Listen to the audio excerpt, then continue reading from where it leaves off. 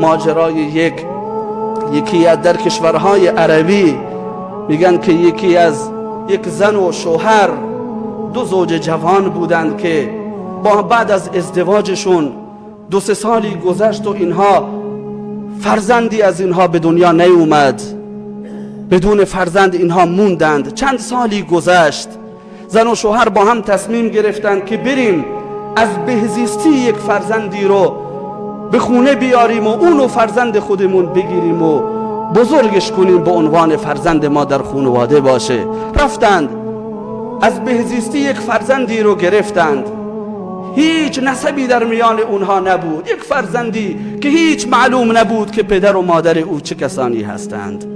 اونو گرفتند آوردند تو خونه خودشون، بزرگش کردند. 2-3 سالی نگذشت که خداوند متعال به اینها هم فرزندی عطا کرد. فرزند خودشون هم به دنیا اومد و دوشا دوش این فرزند ناتنی هر دو بزرگ شدند، به سن نوجوانی رسیدند. روزی از روزها که پدر و مادر بیرون از خونه به بازار رفته بودند برای خریدی، از بیرون که برگشتند دیدند که برادر ناتنیشون زده برادر فرزند اصلی خانواده رو لط و پارش کرده، دندوناشو داره خورد کرده و دهان و دندوناشو سرویس کرده و شکسته. وقتی بابای خونه اومد دید که فرزند تنی منو زده و دندوناشو شکسته، فوراً زیر کتک کاری گرفت اون فرزند ناتنی خودش رو از خونه بیرونش کرد و پرتش کرد. گفت برو تو بی پدر و مادر که نبینمت دیگه دوباره داخل خونه من بشی. بیرونش کرد از منزل خودش. اما این فرزند ناتنی رفت بیرون خونه، کسی رو نداشت، نه قومی، نه خیشی، خیشاوندی، فامیلی، هیچ کسی رو نداشت که بهش یک لقمه غذایی هم بده.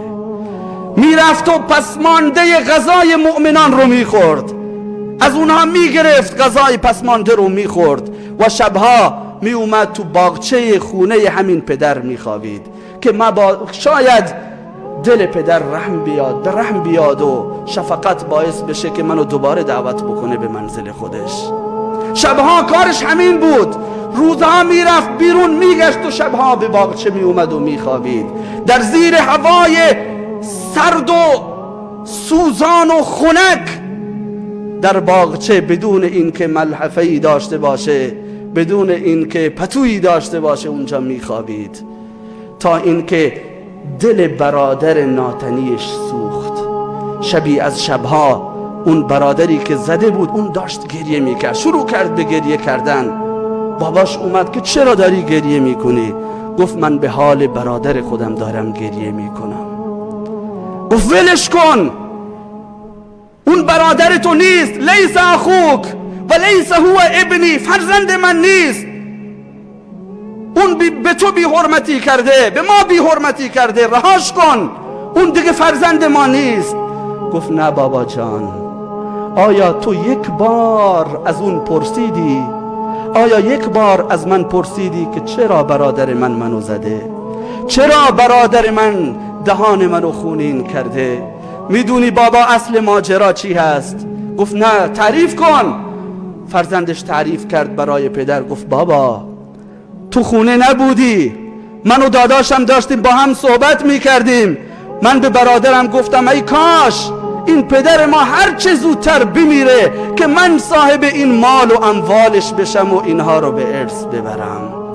من این حرفو زدم، اون برادر ناتنی من فوراً زد تو دهنم، گفت مت انت واترک لی ابی، خودت بمیر ای برادرم، بابای منو رها کن که من یتیمی بودم، در بهزیستی همین پدر و مادر منو بزرگ کردند. این مات ابی فانا اموت معه، اگر بابای من بمیره قبر منو کنار قبر بابام بزنید. وقتی که این حرفا رو زد پدر سراسیمه شد، بیرون از خونه دوان به سوی باغچه رفت و خودش رو انداخت روی فرزند خودش رو بغل کرد و بوسید. اما تا متوجه شد روح اون فرزند ناتنی پرواز کرده بود. سنگ کلیهاش سنگکوب کرده بود و از دنیا رفته بود. زنده را تا زنده هست باید به فریادش رسید، زنده را تا زنده هست باید به فریادش رسید، ورنه بر سنگ مزارش خاک پاشیدن چه سود؟ زندگی را در زندگی قدرش بدان، ورنه مشکی از برای مرده پوشیدن چه سود؟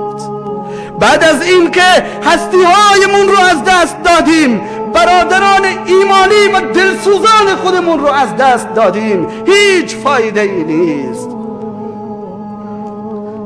شاعری از زبان مرده، وقتی مرده از دست ما میره، شاعر از زبان همون مرده به زندگان میگه که چو برگورم بخواهی بوسه دادن، چو برگورم بخواهی بوسه دادن، رخم را بوسه ده که کنون همانیم.